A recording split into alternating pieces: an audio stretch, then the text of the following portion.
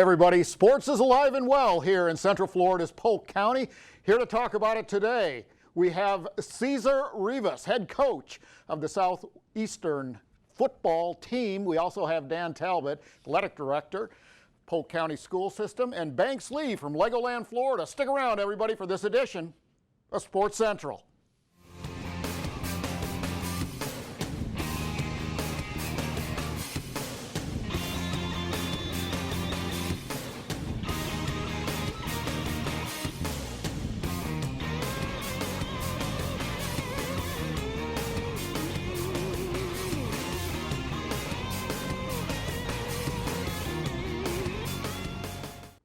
Hey everybody, welcome to Sports Central. I'm Mark Jackson along with my co-host, Mr. Neal Duncan.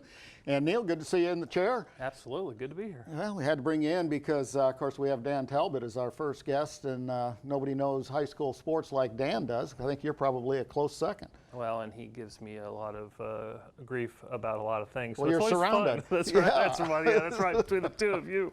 This first segment brought to us by Abuelo's, a great place to eat and a great partner of tourism and sports marketing. Absolutely. That green sauce that they have when they get so it. Good. Oh, I always have to ask for extra. In fact, why don't you do this and I'll go get us some Yeah, lunch. there you go. I'm kind of hungry myself. But anyway, well, everyone, wow. You know, people have asked us a lot. You know, we're out and about, whatever. What's going on in sports? Well, there's an awful lot going on in sports. It's been really incredible since sort of the reopening in June, if you will, and kept that somewhat quiet. But the fact of the matter is, everything's come off without a hitch, not one problem so far, and we are certainly grateful for that. But Neal, we have a special guest with us today that can talk a little bit more about what's going on at the scholastic level. Particularly, you know, we're heading into some, well, not quite heading into championships, but we will be soon. Yeah, and we got Dan Talbot here, Polk County Athletic Director for Polk County Public Schools, and I know it's been a challenging at best to go from when schools were going to reopen to what athletics and what sports were going to look like. The timeline was shifted, but the beautiful thing is here we are in week 4, week 5, and you know there's little things that pop up and that we all knew would pop up, but for the young people and for communities and things like that, it's got to be fantastic to be back out competing. It is. You know, Monday and Tuesday we had the golf championships for the county, and it was just nice because to go out and watch the golf and watch the student athletes compete. It was somewhat normal out there at golf, and you know, and it's like you said, it's been challenging. There's no doubt, and I applaud our coaches because they're being asked to do more than they've ever had to do before to give those student athletes an opportunity to compete. So, you know, applauds to the coaches who, you know, they're doing a lot right now to make this happen. But here we are, and we got district volleyball next week. Football is, you know, we're still playing, which is a great thing, and we got winter sports starting next week as well. So yeah, and I think one of the things. Gosh, that's hard to believe. Winter sports are starting next week. So unreal. Yeah, and you know, you talk about the delay to the fall sports and then the compression, a little bit of compression within the fall, but winter getting started in the spring to kind of silos to make sure that these different championships take place. Football this year is going to be a little bit different. Teams could opt in or opt out. Everybody has a chance to be a part of the playoff process. There's going to be play-in games, and some of the Polk County schools decided not to do that. They weren't in a position or didn't feel like they maybe we're ready to compete at that level, because normally there's the district champion and the district runner-up, so the kind of the cream rises to the top. And so some schools decide not to do that. A lot of the Polk County schools decided to do that, but there's some interesting matchups that just came out this week. Oh, there is. You know, and I left it a school-based decision. You know, I think some counties made every team go in the playoffs. Some counties made every team not go in the playoffs. And to me, that's a school-based decision. I don't, you know, I've coached football for 20 years, and I may understand what you have, and it may be different, but you know your kids, and you decide. And you know, we had teams that opted in that called me late in the week, said, you know, we're beat up, we're hurt, we really, could you get us out? And so I had to make some phone calls to get some teams out. But like you said, you know, a Winter Haven Lakeland first round matchup in Winter Haven, you know, that's an interesting matchup. Tampa Bay Tech at Bartow, and Steinbrenner is traveling to Ridge, but they're not playing until the 20th because, you know, a lot of the 8A schools are down south. So the bracket's even smaller. So, you know, Ridge has a first round bye per se. They play November 20th and they're playing at home. And if they win, they're in a position to make a little run. Well, it's just kind of a different scenario, Yeah. you know, and sometimes life isn't fair.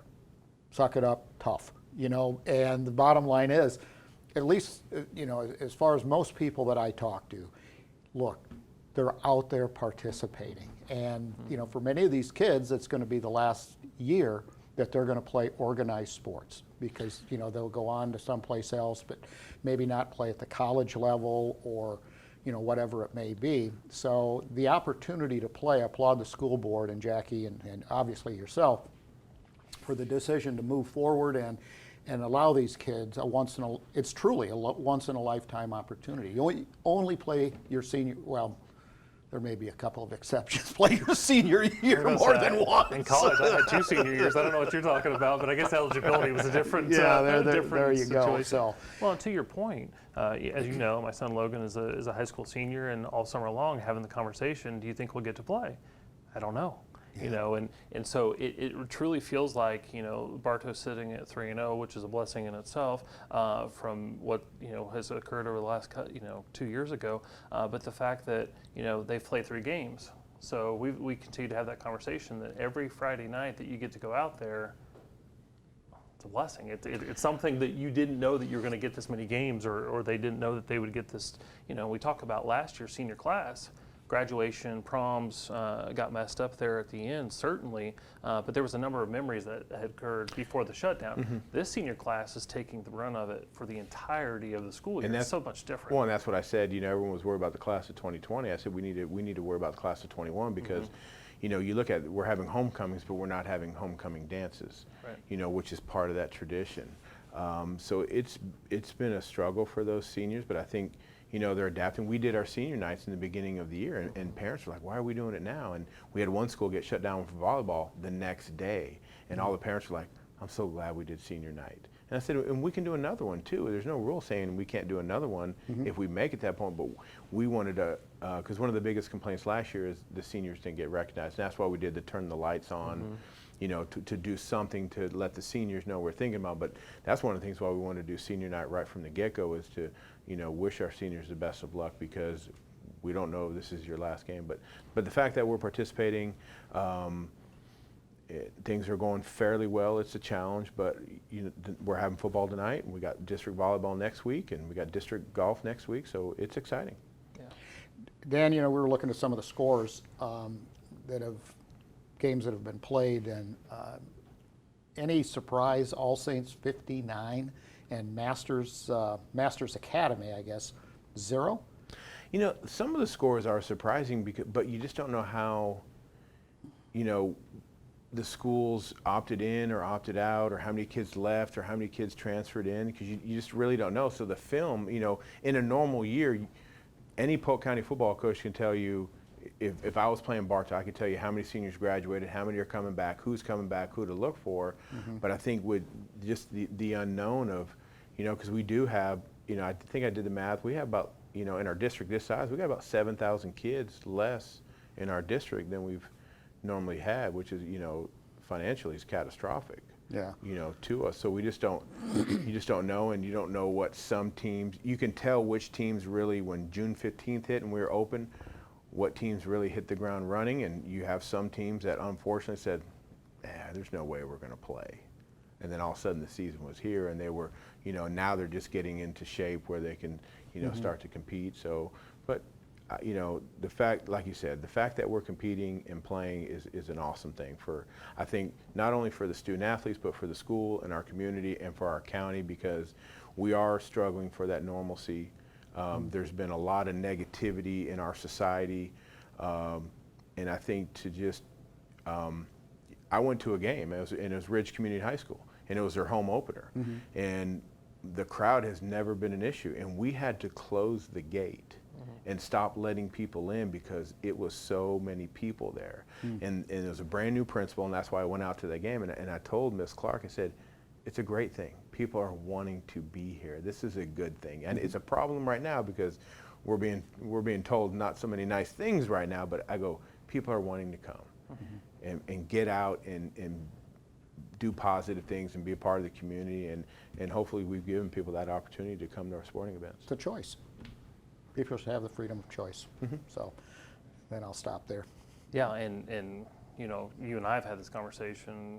I'm a Bartow guy and involved in all that, and again, it has given the community something to rally around, like you were saying, and the amount of people that are coming to the games, and just a, you know, if anything else, a 3-hour break from everything that's not going on at that, you know, outside of that stadium. So it's been fantastic, and we know that the other sports, and if we could just for a moment transition, I know you said we're right around the corner from the winter sports, so I'm assuming it's just going to be a lot of the same. There's going to be protocols and all that. Again, just asking the public, just adhere to what's in place, and it's an ever-changing thing, but the winter sports are going forward. The winter sports are starting. Obviously, basketball starts later in October, and wrestling starts in November. But we got girls weightlifting, competitive cheer, and soccer getting ready to crank up. We'll still have our protocols for our student athletes, taking the temperature and doing the symptom checks. And I think that's the most important thing is coaches need to change their mentality. Because I remember when I was, you know, a pudgy little, you know, fat boy in high school, and I didn't want to go to practice, so I'd say I was sick, and the coach was like, we'll take care of that when you come to practice. We can't do that. You can't do that today. You know, and so the old school coaches is what I worry about. The Tate brothers and Castles. You know, some of these guys were, you know, unless you were, you know, sent to Mars, you don't miss practice. You know, and so I was worried about that.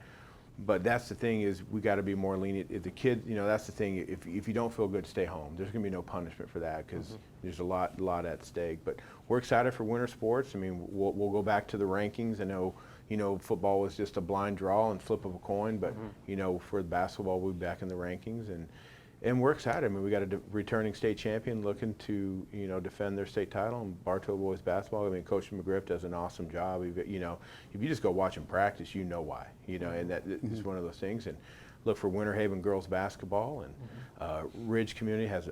They should be really good in girls soccer. And then obviously, when you think about wrestling, you think on the north side of Lakeland and what Lake Gibson done, and Danny Walker and what he's done with his program. So we're looking to make a run, and we're hosting the state finals in basketball in Polk County, so that's exciting for us to have that back for, I think, like 26th year in a row. So, Well, you know, I really think, Dan, that, you know, as we look at the way that Polk County, as a county, has handled this challenge, and that's what it is. It's a challenge. You know, from the county commissioners, the school board, yourself, and the other leadership in this county have done in my opinion, really a good job. It's been difficult, sure. You know, life's difficult. You know, suck it up. Let's move on. And so I applaud you. I know Neal does as well, but it's very obvious that Polk County is moving forward, realizing that we do have risks in every area of life. But the fact of the matter is, I think it's been managed extremely well by our leadership here, and my hat's off to everyone, including yourself. Well, I appreciate it. But you're teaching kids lessons. You know, the easiest thing would have been to shut it down, not play. Let's sit back a year. Let's let this coronavirus thing work it out. But then you look at the other path, which it's difficult, and believe me, it is difficult and challenging. There's not a lot of sleep going on with coaches and administrators, but why would you take the easy way out? We knew if there was a possibility that we could play sports, let's go down that hard road and do the things that we need to do. Because at the end of the day, it's not about me. I had my time in the sun. I had my glory. And that day, I want those kids to be able to experience some of the same memories I did in high school and in college, and give them that opportunity. And if it causes because the superintendent has to work harder, or the deputy, or myself, or the coaches, then and that just tells you the kind of people that work in the school system is we're going to do that, and we're going to create those avenues. We're going to go down that hard road to give our student athletes the chance they deserve. Well, Dan, thanks so much for joining us. We really appreciate it. And as you head into the winter sports, best of luck, and best of luck for the rest of the fall sports. Looking good. Great job. Thanks. Thank you. Appreciate it. Well, everybody, you know, there's events going on right now that we expected. You know, we have high school sports, college sports, but we have some special events that are pretty unique. One of those is Repticon. And well, what the heck is Repticon? I had to read that word 2 or 3 times to figure out what the heck it is. Well, it's like lizard people or people that like reptiles, you know, that type of stuff. And it is really cool. It took place at the RP Funding Center. Heck, there's even a young lady that works for Polk County Tourism and Sports Marketing that has all sorts of snakes. She participated. Her name? Well, Savannah Rudolph, Chris Rudolph's daughter. You don't want to know the family history, but there's a lot of people that have a passion for reptiles. Let's take a look at Repticon right here in Polk County at the RP Funding Center. Stick around, everybody. Mark and Neal will be back right after this.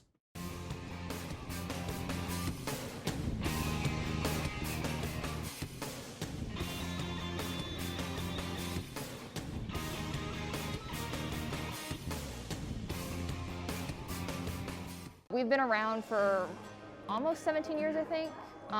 We've come to the Lakeland show. It's our fire expo. We come once a year for several years now, which is it's a pretty popular show out here in Lakeland.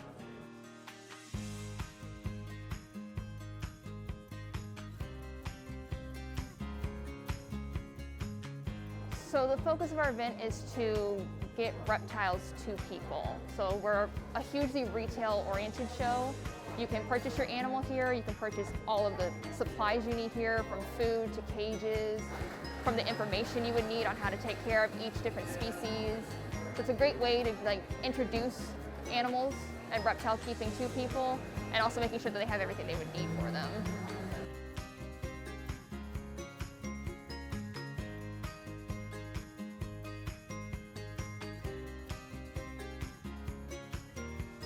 So our rules are very different from what they've been in previous years. This is how we've run it at every show since we've been back doing shows again for the past few months, where everybody's required to wear a face mask in order to enter. Our vendors have to wear them, our guests have to wear them, our staff has to wear them. We encourage the 6-foot social distancing. We have signs everywhere, wash your hands. We also have a certain capacity that we're allowed to let people in for.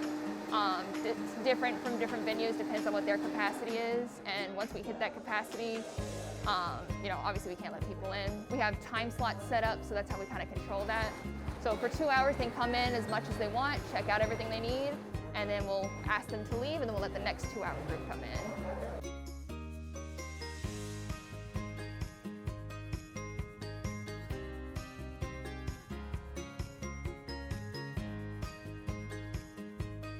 Still a great time to come out and get reptiles.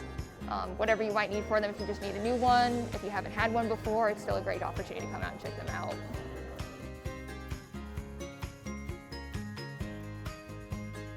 Hello guys, welcome everybody. I'm Scott with Family Reptiles here in Lakeland, Florida, and we're here at the Repticon Fire Expo, Florida International Reptile Expo, here at the RP Funding Center. So it's a big giant reptile expo. We all have some fun, we're hanging out. We've got some tortoises, we've got bearded dragons, we've got all sorts of cool stuff out here today. We have, I don't know, a ton full of vendors here selling products, different animals, things you can touch, things you can play with. This is a family-oriented, family fun event. So everybody gets to come out, have a good time. If you're a reptile enthusiast, there's lots of supplies and products here for you. If you're new to reptiles, you just want to come out and see some cool stuff, pet some alligators, have some fun, this is the place to be.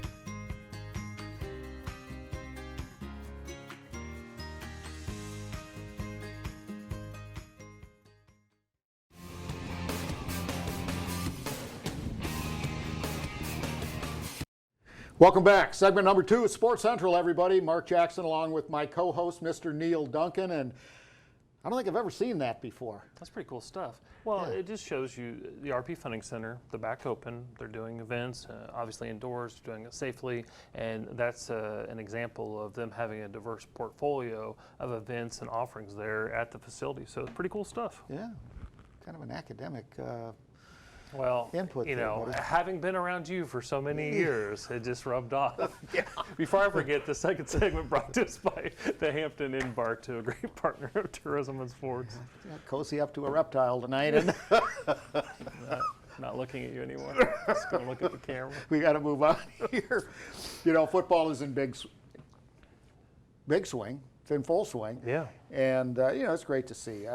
It's interesting, Neal, to watch the ratings for the NFL.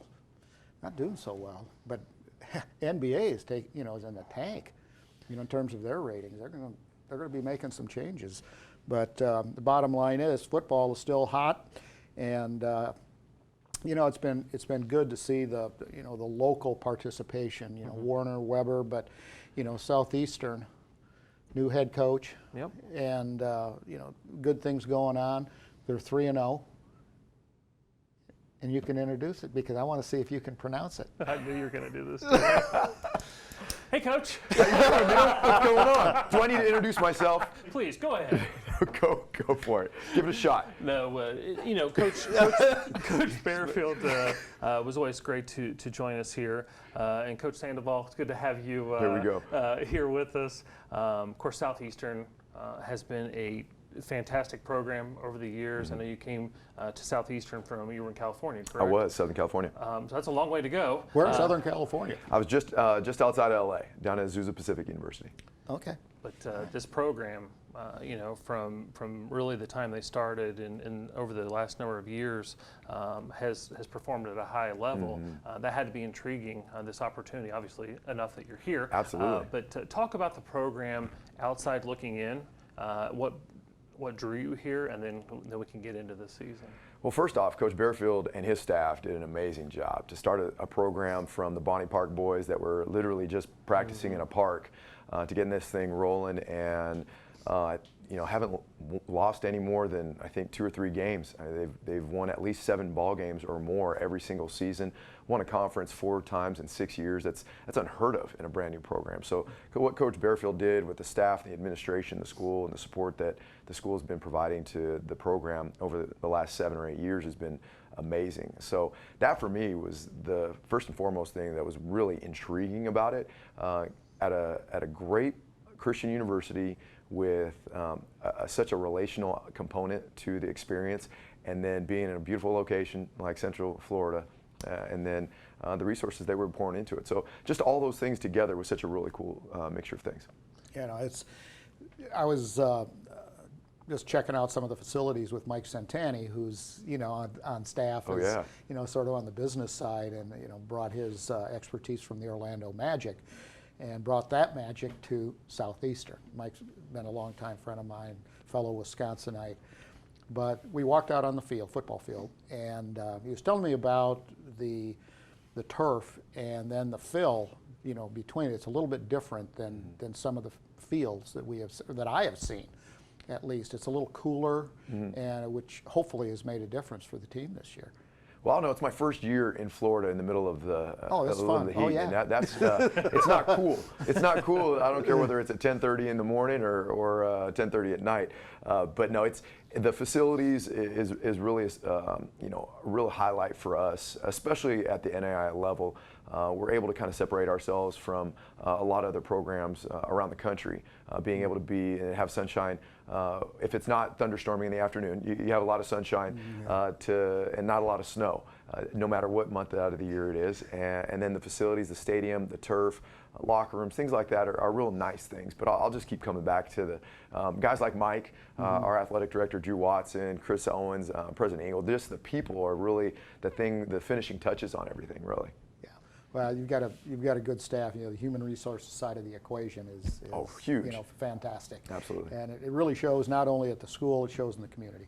Absolutely. Absolutely. Yeah, and speaking of the connection to the community, I think Southeastern has done a fantastic job putting their arms around the community. And as we were talking with Dan at the high school level, you know, that community support, people wanting normalcy, coming out to the games and all that. I know you guys have seen similar response at your games, and you know, staying away from the health and safety and protocols and all that, just because, you know, it's been talked about a lot. Right. But talking about this year, even though the schedule's different and when you're playing people, and traditionally, I guess for you it's no different because it's your first year here. Sure, yeah. But looking at it, first 2 games, big wins, and and then a rivalry game against Weber, getting that win 21-7. Kaiser this weekend, and I believe And they're Kaiser's 3-0. I was going to say they're Kaiser's undefeated 3-0 as as well. well, So yeah.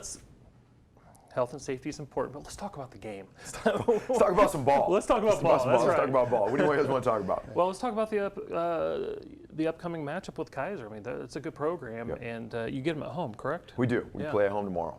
Tomorrow, 7 o'clock. Kaiser's a great program, and they're all great. They're all big ball games. Everybody keeps coming up. How do you like living in Lakeland, or what's different, or what about the ball game coming on up? This is a big ball game. They're all big right now. We only have 8 of them. Right. And so week 1 was a huge ball game because it was the first ball game after we went to quarantine. Then week 2, because you got to follow that up with something. And then week 3, no different. You got to beat the heck out of the bye week. And then week 4, you got Weber, another rivalry game. And then now we're in week 5, and we've got Kaiser at home again. Now a new rivalry game because of the new league and the way the new football teams have been starting, whether it be Southeastern 6 years ago or 7 years ago, or Kaiser just 2 or 3 years ago starting football. It's created these really cool opportunities for interstate rivalries, and so they're all important. They're all real big. This weekend's no different. Kaiser's done a phenomenal job. They won the conference last year. They made it to the playoffs, and every year is going to be a dogfight. And whether we're playing Weber last week or Warner in a couple weeks, they're all going to be dogfights. That's what we keep telling our kids, and they're all important. You've got to go 1-0. It doesn't matter who you're playing in 3 weeks. It matters who you're playing right now, and that's the way we're approaching it. What's different about practice? Obviously, there's some, there's some different protocol that's involved, with temperature checks, you've got all, this, that going on. But in terms of the practice, guys come in the locker room. You got to go to the weight room. You've got to do all that. What's different? I mean, the stuff people don't see. The thing, I think it's the attention to detail with the groupings, making sure that when the opportunities to be in bigger classrooms and or cutting your meeting spaces or meeting groups into smaller segments, making sure that we're outside, and when we come inside we're wearing masks if we're inside the locker room or in a meeting, just things like that. We're just having to be a little bit more cautionary with it, but we've really tried really hard, and I think we've done a great job of it, and the numbers show it that our team's been really responsible off the field, so that way when we get into our quote-unquote bubble around each other, that we're limiting the opportunities for high-risk exposure. Okay. Do you think that some of those procedures or things have been put in place that you're finding, wow, if this thing is gone next year, we might keep doing that because we're getting through to the student athletes better in these smaller pods? Right. It is. I'll say the first thing that really it touched on all of us as coaches was the distance learning. Being able, the Zoom meetings. Right. You had to be creative when this first thing went down, and all of a sudden on March 13th, we had one spring football practice in, and they said, "Sorry, coach, I know you're new here, but it doesn't matter. Everybody's got to go." And you go, "Uh-oh, Wait, what what? What are we going to do?" And it probably took about 48 to 72 hours of kind of pulling ourselves together of, okay, what are we going to do next with this? What's the plan? And I think our staff did a phenomenal job of pushing forward, and really starting to build the relationships with our new coaches and new players and old players, and how are we going to install X's and O's? How are we going to get to know our kids? Doing all that stuff from the virtual world. And I think that's one of the big things I think we'll carry on to the future of, well, what does our summer program look like? When are we going to be able to get meeting time or not get meeting time? Kids that go away to other places at home in Alabama or Virginia or South Carolina, how do we get them back? Or do we even need them back necessarily as early as we would have liked them to be, if we can accommodate and really bring everybody together via technology now? And I think that's probably one of the biggest things we've taken away from this whole thing as a staff. Yeah, I was just going to say, I've even heard that the sports industry and the programs and the coaches were actually able to adapt and make the changes as it related to COVID and procedures and health and safety and all that, because these programs are used to doing this anyways. Right. So a good coach has a scheme going into a game, and then the other team does something different, you have to change and have to adapt to that. So I've really seen the sports industry in general being able to make these changes pretty quickly to get back to safely competing. Would you agree with that assessment? I would totally agree with it, because I think one of the things that coaches, when you sit around a staff meeting, sometimes we take directives pretty well. So it's just tell me what the directives are, tell me what the rules and regulations are, tell me what direction, tell me what you want the end product to look like, and I'll work my tail off to get it to that as best as I possibly can. And so I think when COVID hit and all these rules and regulations were being set forward, it was, well, here are your parameters, work around your parameters, be creative and go. Because there was no real game plan from anybody else this had never existed before. And so everybody's kind of flying by the seat of their pants until they kind of get into a groove and a routine, and then all of a sudden it was, okay, cool, let's go. Yeah. Coach, it's going to be fun having you back to after the season's over to talk a little bit. You know, hindsight's always 20/20, but you know, hindsight when you're dealing with a brand new situation, you're in a brand new community as a brand new coach here, and kind of that story is going to be one I'm interested to hear, and I know our viewers will too. So thanks so much for joining us. We appreciate it. Thank you very much for having me, guys. And best of luck for the rest of the season. I know you've got a tough game this weekend, but take it to them, man. Thank you very much. We will. Thank you. Okay, absolutely. Well, everybody, there's so much to do here in Polk County for those people that feel a little more comfortable outside in a more of an isolated situation. Well, we have 2,000 square miles of land and water here in Polk County that gives people some of the greatest opportunities in the state of Florida to enjoy nature and to practice what they love to do and their passions. Well, there's a site here in Polk County called the Lake Arbuckle Loop. It's a walking or cycling trail, and we have some great footage from there, and this is an opportunity you may want to check out. Take your family, take your friends, whatever it may be, but get outside, enjoy all the great things we have to offer in nature right here in Polk County. Check it out. Neal and Mark will be back right after this.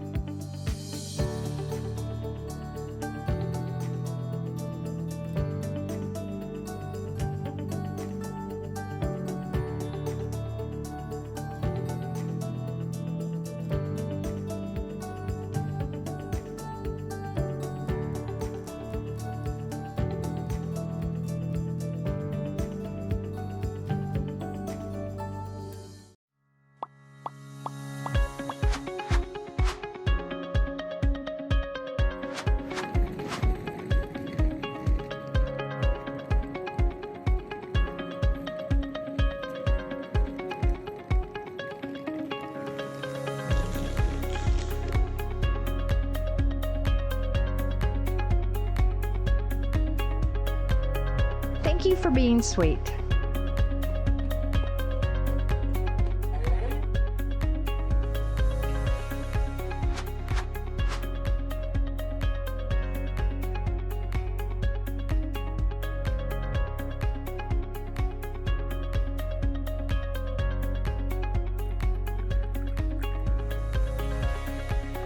Thank you for being sweet.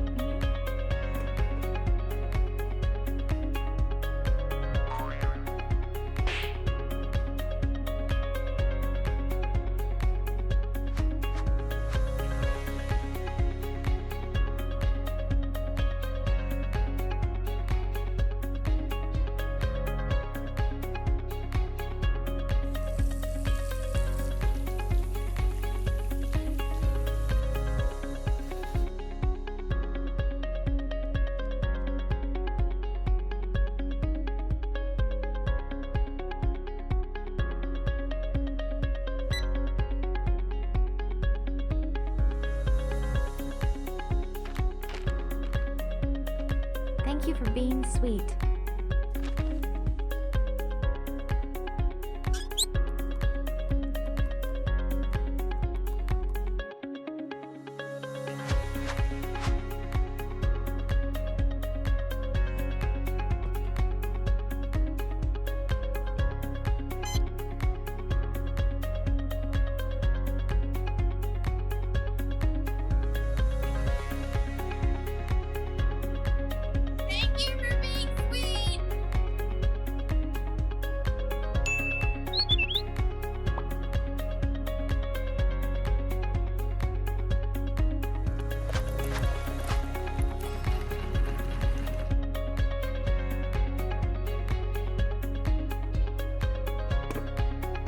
Thank you for being sweet.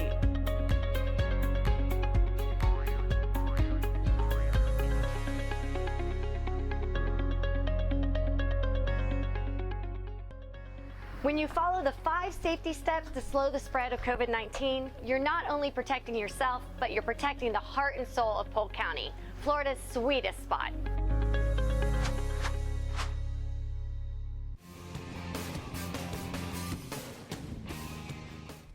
Hey everybody, welcome back to Sports Central. Man, what a great show so far. That, Dan Talbot and, Cesar Rivas. Yeah, that's right. You got that right That's after right. it. Oh, he's an exciting guy. It's the first time I met him. Yeah, very nice guy. And, Southern California, and bringing some new ideas and, And seemingly a great match for Southeastern, of course. Drew Watson and the whole crew over there. Santani and those guys. Santani, just fantastic to work with. It's a great school. We've got great colleges here. Absolutely. In Polk County. We're fortunate. Yeah, speaking of great, Country Club of Winter Haven is a great place to go and play, and they are the segment sponsor. I've heard that course is in just primo condition, and the greens are like PGA Tour type greens right now. It's a great course. 2 things why it's in good condition. You and I haven't been there, so you haven't been tearing up the fairways, and I haven't been nailing the greens. So absolutely none of that's true. They're a good partner, and we certainly appreciate it. Well, just up the road, not too far, 3 or 4 miles, is our iconic attraction, and it has made a huge difference in Polk County's economy. Great people to work with there, but a great attraction as well. When you combine the two, we are, again, blessed to have LEGOLAND, Florida in our midst, and LEGOLAND Resort. Banks Lee, who is the content manager for LEGOLAND, is joining us today. And of course, Banks, you don't know this, but you've only been on board for 3 months, but I skied for Cypress Gardens.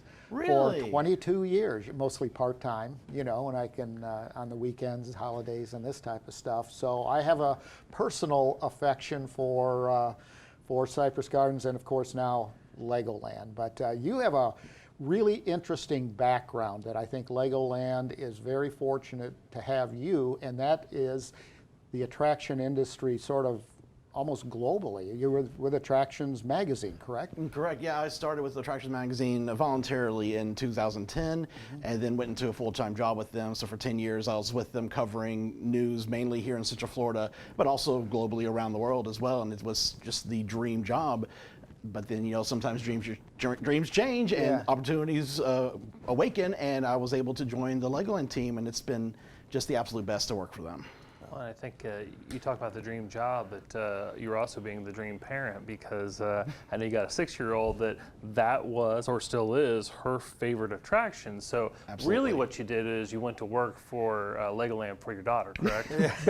Basically, my daughter and her little brother, he's 2. He's getting into the Duplo age now, so he's really loving that kind of area of the park too. But my kids, every time we go out there, they just have a blast, and a lot of firsts for them too as they're going up, the first roller coaster and things like that.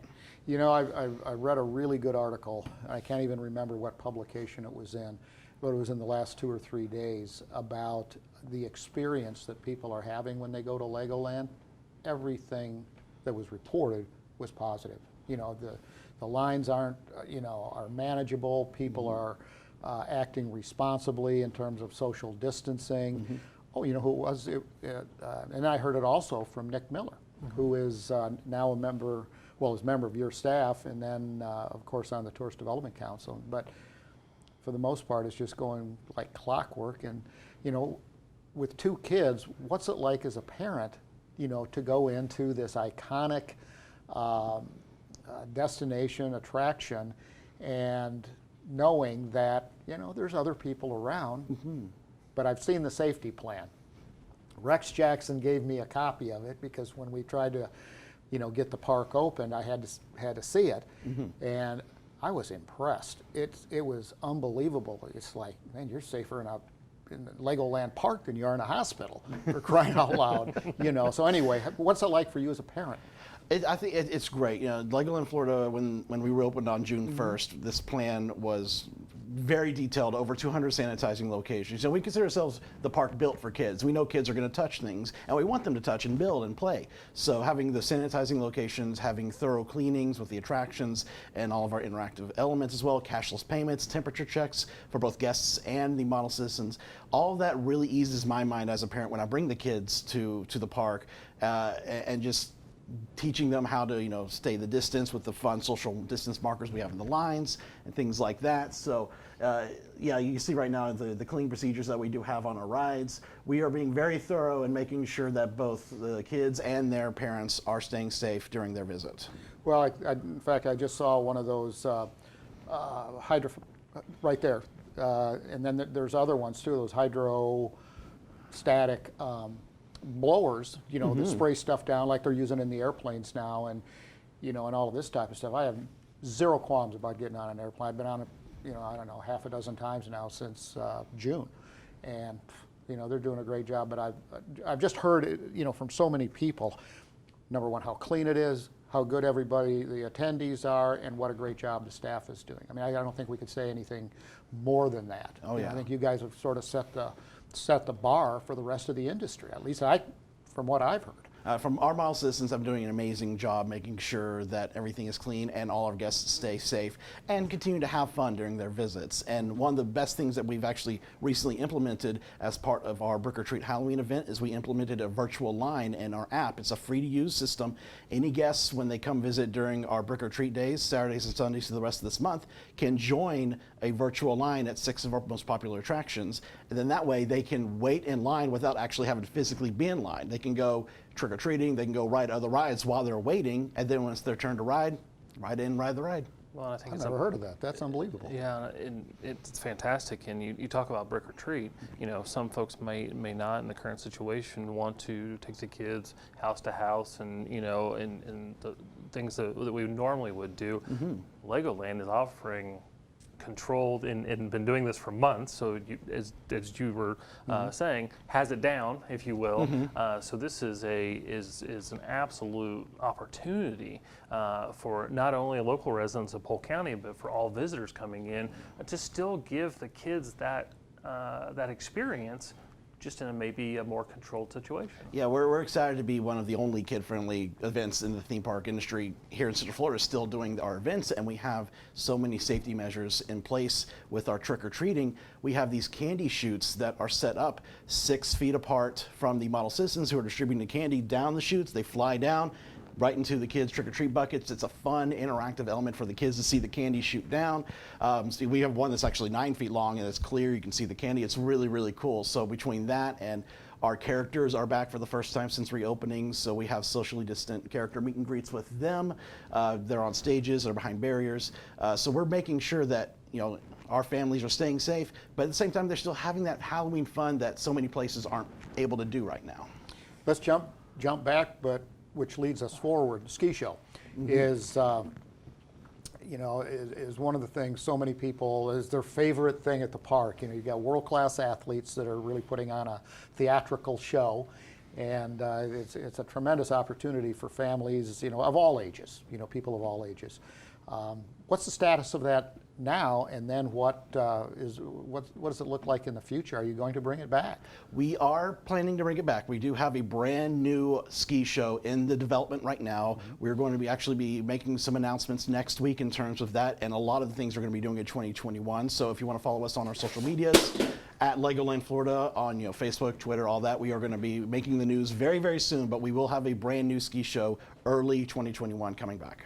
Well, you could. I was just going to say we could you know, I don't know if we get in trouble. You can go ahead and just tell it now. Breaking news here on Sports Central, but we won't put you on the spot. And it is so exciting. The gardens, I'm assuming, are, you know, looking pristine right now. They are gorgeous. We're keeping them up to date and making sure they're pristine and still showcasing that natural Florida charm that people have been going to for years and years now. It's still there and still beautiful. It's one of the biggest attractions of the attraction. There's so many different things that you get at LEGOLAND for, like I said, for people of all ages. You know, you like world-class athletes? Go watch the ski show, talk to the skiers. You know, you like botanical gardens? You can do that. If you like the rides, you can do that. If you want to show, it's just phenomenal what variety is. And there's nearly a kid, I think I can use that word, that, or family that says, my kids, they like LEGOLAND way better than Disney. Really. You know, you're on a plane or something, they're coming down, and oh yeah, we love LEGOLAND. It's That's what we love to hear. Yeah. We love to hear that. Well, you've got a good crew over there. You know, the customer service, the customer care, and so on. It's just a good, safe experience for every family that walks through the gate. Mm-hmm. And we've got some amazing annual pass rates for those who are still trying to figure out if they want to come visit. We have passes that are $12 a month with a small down payment, so you can come on out to LegolandFlorida.com, check out the prices yourself, and we'd love to have you out here. How about the hotels? Tell us about that. We have a brand new hotel that just opened up this past year, the LEGOLAND Pirate Island Hotel. It is obviously completely pirate themed. It is right next to our main hotel, which is just over 100 kid steps away from the entrance. So you get that awesome, you know, wake up, grab your free breakfast, which you get when you stay at the hotel, and then just walk right over to the park. No transportation. You just enjoy your day at your own leisure. Well, you know, right there by the entrance between the hotel and where you go in with your tickets, we're going to be building a brand new visitor station there. Oh, yeah. nice. When you get back, ask Rex about it. Or I will. Better yet, ask Nick, because he's the one who'll be involved in part of that. I look forward to that. Wow, we got to get you back, you know, and fill us in on what else is going on, especially around Christmas time, because I'm anxious to hear about that. We got our holidays at LEGOLAND Florida Resort also returning, and we're going to be talking more about that very, very soon, as well as our 2021 plans. So there's still a lot more to talk about. Let's do that. We'll make sure that our director, that big bang that you just heard, she was kind of like Humpty Dumpty that fell off the wall. She's got a really hard head, but she got up and she's okay. So anyway, thanks so much for joining us. She will be in contact. And Bang, say hi to all the crew over there. You've got a great one. I will. Thank you so much. Oh, you bet. Well, I got so distracted here with Humpty Dumpty falling off her stool that I sort of lost it on the segue here, so I got to read it. But the Lake Gibson wrestling team is really something else, and there's you know, multiple state championships. I think they've won 3 out of the last 5 years, and we have an athlete spotlight. I still call it up close and personal. Frank Solorzano, who's a wrestler from Lake Gibson. He's going to tell your story, or his story, because I'm not doing a very good job of it. So I'm going to step back, let you step forward. Mark and Neal will be back right after this. We'll go pick up Humpty Dumpty.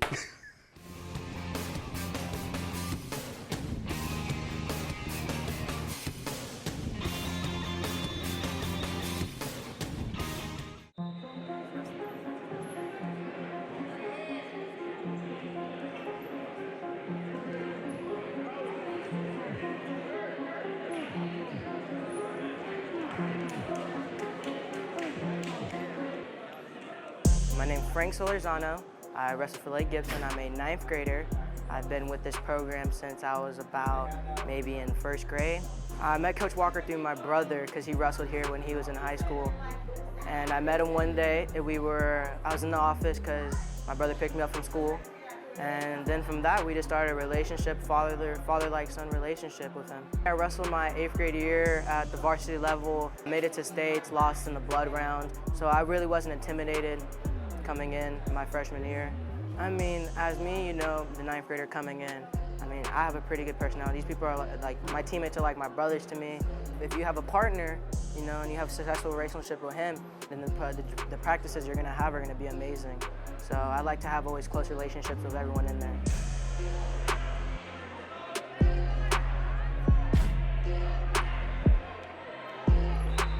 Typically before a match, I like to play music, I like to get in my zone, I like to just relax and, you know, kind of space everything out and just clear my mind.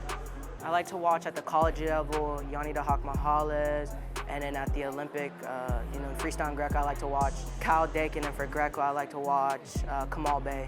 Back in the summer, I actually dislocated my radius head in my elbow, and I was out of competition for about a month or so, and I was out of the tournament, so, you know, it took a lot for me to come back, but fortunately, I did make a speedy recovery. I was back in the wrestling room in about 2 months, and they said I was gonna be out for maybe 2 to 3, so I was very happy that I was able to get back so quickly. Texted Coach Walker every day. You know, he pushed me. Went to physical therapy. You know, I wanted to push myself to make sure I can get back into the room, where I can make sure I accomplish my goals that I set. One of in my opinion, the toughest sports to do. It helps me with determination to be the best, grit, toughness, personality, just being a better person, you know. It starts in here, very strict people, you know, pushing yourself to be the best wrestler you could be. But I always have my teammates there to get me up when I'm down, so I always have good grades, always have to be a good person. You just can't be a crummy person in life, so wrestling has really taught me how to be me and, you know, be a better individual. To the football players, I would say it's gonna help you out in the long run with football, you know, college scouts look for that. And then for any other sports, I say, I mean, it's gonna help you cardio-wise because you're doing a lot of running and cardio in the wrestling room. And I just say, if you're gonna do the sport, I mean, you need to be a tough person to do it. I have a very strong mindset and, you know, very tough mindset too. You know, wrestling is not a sport for everyone, but for the people that do it, you know, there's some tough people out there. You know, for the people that do want to try it, go try it. I mean, there's probably a high school team at your school, middle school, you know. Like I said, it's a very fun sport. You make very close relationships with the wrestlers that you meet.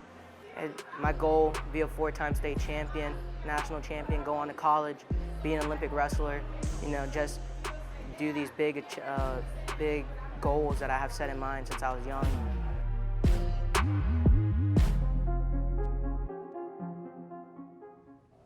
Hey everybody, welcome back. Segment number 4. Mark Jackson here, along with my co-host, Mr. Neal Duncan. If you're just joining us, shame on you. But we've had a lot of action this show. Jeez, Great show. Dan Talbot and you know, Cesar Rivas, head coach of Southeastern football program. You know, and then of course Banks Lee with LEGOLAND, Florida. And of course, we had a special guest appearance from Humpty Dumpty a little earlier, but that's okay.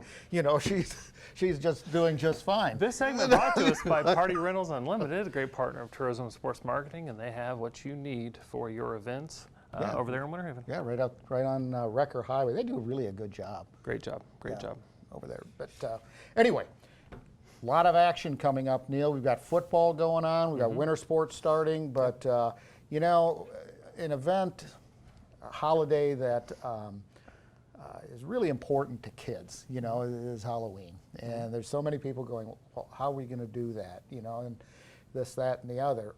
Well, there's a lot of people that have figured it out, including LEGOLAND, but also the visitor center at I-4 and 27. So what's happening there? Ghosts, goblins, and goodies. And goodies at the Visitor Information Center. Saturday, October 24th from 8 a.m. to 1 p.m. They'll be hosting a fall/Halloween event there at the Visitor Information Center, which is 101 Adventure Court in Davenport. Definitely want to get up there. There is a costume contest, there's trick-or-treating, and something that we didn't mention in our last segment because we were kind of holding on to it to talk about it now, but LEGOLAND, a great partner, that day, while supplies last, will do the buy one, get one free ticket purchase. At Bach Tower as well.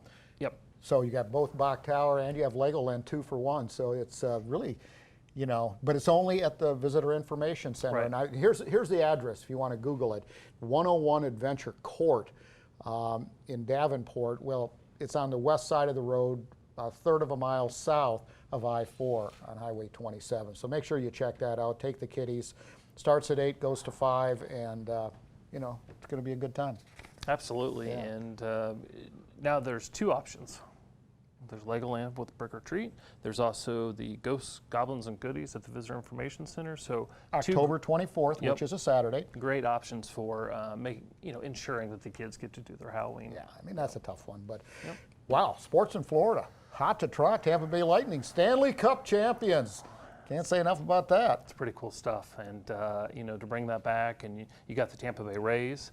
Unfortunately, they weren't able to win last night, so tonight they'll be playing in Game 5 of the Division Series. If they win that against the Yankees, they go and play in the ALCS against Houston.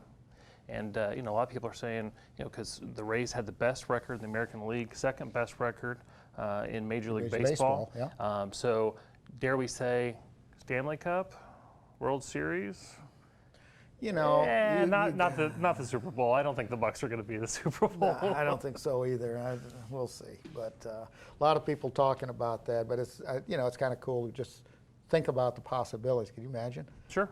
Yeah, and it all goes out the window if the Rays can't beat the Yankees tonight. So they need to. We'll see. Well, the Bucks had a rough time with the Bears last night. Actually, they had moments of brilliance, and at other times, I tell you, that Mike Evans is one heck of a receiver. He is, but I will change what you said just a little bit. They had a rough time with themselves. They couldn't get out of their own way last night.